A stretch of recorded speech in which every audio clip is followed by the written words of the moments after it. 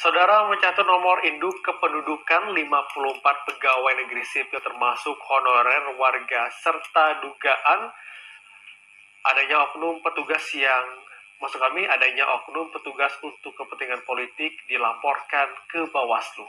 Informasi tersebut terungkap berdasarkan pemeriksaan yang diakses melalui situs halaman Komisi Pemilihan Umum (KPU). Diungkapkan Ketua Bawaslu Bangka Barat, Rio Febri Valepi, dalam rangka memfasilitasi pembinaan penanganan pelanggaran pemilu serentak 2024 pada Selasa 27 September 2022 kemarin di gedung KWP dan resmi dibuka. Badan Pengawas Pemilu Bawaslu segera merekomendasi pihak Komisi Pemilihan Umum guna perbaikan dan nantinya diteruskan pihak KPU ke partai politik parpol yang dimaksud. Ketua Bawaslu Rio Febri Valepi menambahkan tidak ada pilih kasus dalam penanganan pelanggaran pemilu, mulai dari pelanggaran administrasi hingga ke pelanggaran yang mengarah ke pidana.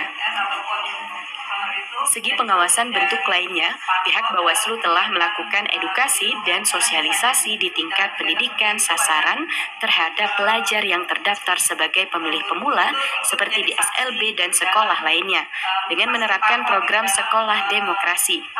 Pembentukan Panwascam pengawas pemilu tingkat kecamatan sudah terbentuk sampai dengan hari terakhir penutupan. Itu ada 105 sebaran, termasuk ke sekolah-sekolah juga ke kelurahan desa. Nah, prosesnya bagaimana saya juga nggak paham. Bagaimana tiba-tiba ada warga masyarakat, termasuk juga kepolisian. Ada anggota kepolisian juga yang tercatat sebagai salah satu anggota partai politik. Nah, mereka menyampaikan kepada Bawaslu, mengisi melalui Google Drive ke laman Bawaslu juga, dan kita menghimbau untuk mengisi ke KPU. Kita menyampaikan ke KPU untuk melakukan verifikasi dan juga menyampaikan agar KPU menyampaikan kepada partai politik untuk melakukan perbaikan. Jadi ranahnya Bawaslu itu di rekomendasi ke KPU untuk menyampaikan ke partai politik tersebut. Bang, dari 54 itu rata-rata yang PHL itu semua ya yang dicatat namanya, atau ada dari institusi lainnya? Ada TNI, kalau secara spesifik saya lupa. Ada kepolisian juga, PNS-nya ada, PHL-nya ada, warga masyarakat juga ada. Ya, yang tercatat sendiri tidak tahu itu dicatat namanya. Hampir semua yang ada yang melaporkan kepada Bawaslu itu menyatakan sampai saat ini mereka tidak pernah mengisi formulir keanggotaan partai politik. Nah, apalagi seorang ASN bahkan TNI Polri kan nggak mungkin. Tindakan sendiri dari Bawaslu gimana itu, Bang? Jadi sampai sekarang kita memberikan rekomendasi perbaikan kepada KPU di tahapan verifikasi administrasi. Nanti KPU secara berjenjang menyampaikan juga kepada partai politik. Dalam melakukan pengawasan tidak ada pilih-pilih kasus, tidak ada pilih-pilih permasalahan, tidak ada pemilih dugaan pelanggaran.